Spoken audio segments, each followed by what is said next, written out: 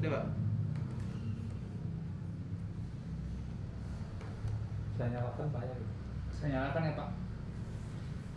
Terima kasih Pak Oscar atas waktunya. Saat ini kita mau diskusi terkait artificial intelligence, teknologi suara dan bahasa. Untuk kondisi pandemi saat ini, teknologi suara dan bahasa itu seperti apa sih Pak? Ya, makasih Mas Ridho. Jadi kalau kita bicara artificial intelligence, khususnya di teknologi suara dan bahasa, di masa pandemi ini cukup memberikan peran positif ya. Salah satunya adalah misalnya penggunaan untuk mentranskrip rapat-rapat online yang dilakukan. Seperti kita ketahui di masa pandemi interaksi pertemuan manusia dengan manusia itu kan kita kurangi gitu ya, dan rapat dilakukan secara online. Nah, di situ biasanya konsentrasi kita harus lebih gitu ya, karena yang mengganggu kita cukup banyak. Di rumah misalnya ada suara anak dan seterusnya, ada gadget yang mengganggu konsentrasi kita dan seterusnya. Sehingga apalagi peran notulen nih, berat sekali gitu ya.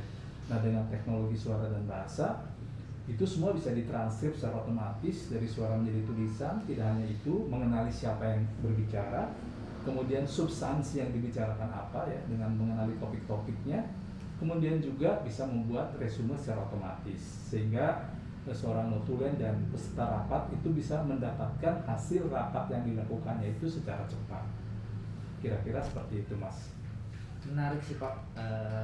Penerapannya selain untuk di pandemi ini kan untuk tadi meeting. Nah, untuk lainnya Pak dari teknologi suara dan bahasa ini seperti apa Pak? Ya, masih kepanjangan dari sistem transkripsi itu, antara lain penggunaan yang lain adalah untuk percakapan telepon di call center, di mana seorang customer ketika ada keluhan dia menelpon ke call center gitu ya, suatu perusahaan. Nah, biasanya agent itu fokus mendengarkan dan kemudian mencatat poin-poin yang disampaikan oleh seorang customer.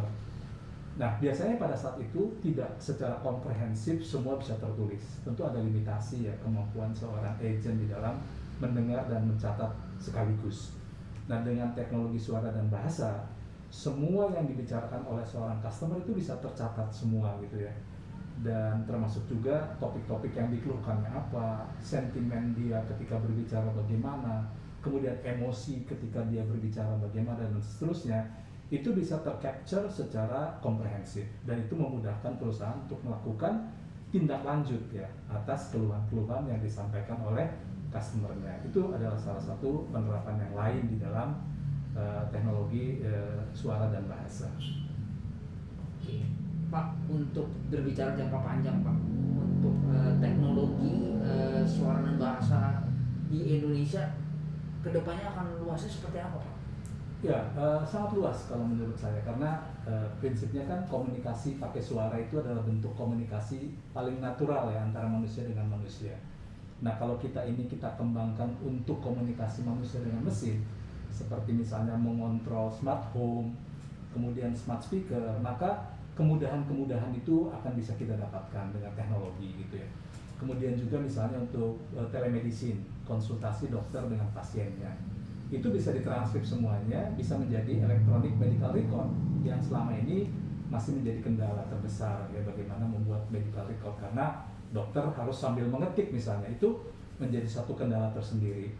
Selain itu ya misalnya untuk smart assistant secara umum ya, bagaimana masyarakat bisa datang ke suatu tempat, dia tidak perlu bertanya kepada operator, kepada petugas, cukup kepada vending mesin gitu ya, suatu mesin cerdas, dia bisa bertanya segala sesuatu mengenai informasi yang diinginkan dengan menggunakan suara, dan mesin itu pun menjawabnya dengan suara. Jadi menurut saya penerapan teknologi suara dan bahasa itu ke depan akan sangat luas sekali Mas Ridho. Wah, insight-nya saya hari ini dapat banyak sekali Pak. Terima kasih atas insight dan masukannya untuk artificial intelligence, terutama suara dan bahasa Pak. Oke, sama-sama Mas.